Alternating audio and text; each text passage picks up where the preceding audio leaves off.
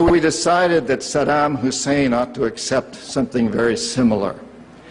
Now, probably a lot of you know that Saddam has been our boy for a very, very long time. You may remember Abdul Karim Qasem, who was president of Iraq in the early 60s. Qasem came up with a unique concept.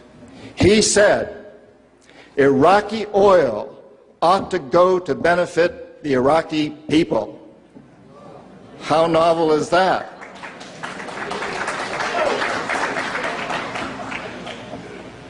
But we didn't like that very much. He began to tax the oil companies, particularly the British and some American companies, and threatened to nationalize our oil companies. And so we decided that Qasem had to go. The CIA sent an assassination team. It was headed by a man who was still going through high school, an Iraqi citizen who was still going through high school.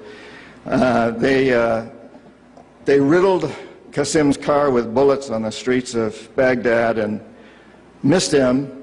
The head of this assassination team was wounded and fled to Syria. His name was Saddam Hussein.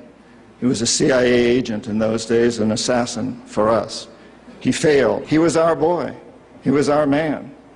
And so, and we sold him a lot of, and gave him a lot of tanks. We built him, Bechtel built him big chemical, I don't know, my father-in-law was chief architect at Bechtel, built Saddam big chemical plants that were used, and we knew that they were used to make mustard gas and other chemical weapons that were being employed against the Kurds and later the Iranians. We knew this, but we sold him these things. You have to remember that Middle Eastern oil is the oil that's used by a great deal of Europe and China and Japan. If we control Middle Eastern oil, we control our biggest potential competitors, Japan, China, Europe.